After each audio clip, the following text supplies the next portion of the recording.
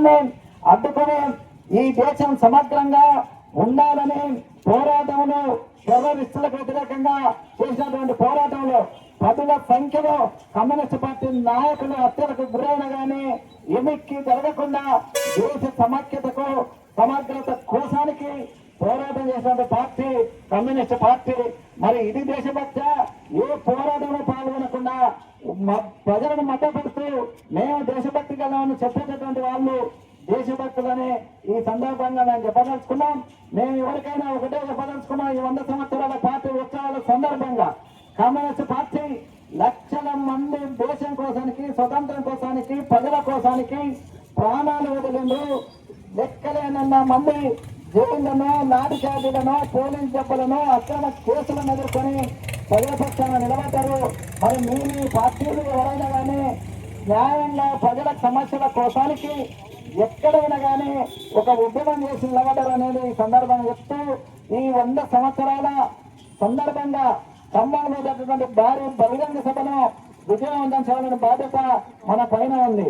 ఈ రోజు కేంద్రంలో ఉన్నటువంటి అధికారంలో ఉన్నటువంటి పార్టీకి సంబంధించిన కేంద్ర మంత్రులు మన వెనకాలనే ఈ దేశంలో ఉన్నటువంటి సాంఘిక అసమానతలు మనసులుగా చూడనటువంటి సాంఘిక సామాజిక వ్యవస్థను రూపుమాపడం కోసానికి తమ జీవితాన్ని దారి వేసినటువంటి మహానుభావులు మన వెనకాల ఉన్నారు.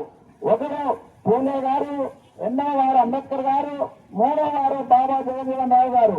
ఈ రోజు ప్రభుత్వాలు ఏవైనా కానీ అంబేద్కర్ గారు రచించినటువంటి రాజ్యాంగం ప్రకారం రాజ్యాంగాన్ని అమలు చేస్తామని ప్రమాణం చేసి చేస్తున్నటువంటి పాలకులు ఈ రోజు రాజ్యాంగాన్ని పక్కన పెట్టి రాజ్యాంగ వ్యతిరేక విధానాల వలన పరిపాలన చేస్తున్న పరిస్థితి ఉంది. ఈ రోజు కేంద్ర హోంశాఖ మంత్రి బండి సంజయ్ గారు ఒక ప్రకటన చేయడం జరిగింది. అది మొన్న జూబ్లీ ఉప ఎన్నికల్లో అక్కడ కాంగ్రెస్ పార్టీ అభ్యర్థి గెలిస్తే దాన్ని బేస్ చేసుకుని ఒక ప్రకటన చేసిండు. భారతదేశంలోనే హిందూ ధర్మాన్ని నిలబెట్టడం కోసానికి హిందువులంతా ఏకం కావాలని అడుగుతున్నారు. హిందువులంతా ఒకే విధంగా ఉండడంలో ఎవరికి అభ్యంతరం లేదు. కానీ హిందూ ధర్మం అంటే ఏ ధర్మాన్ని నిలబెట్టాలని దానికి వారు స్పష్టంగా ప్రకటన చేయాలని డిమాండ్ చేస్తున్నాం.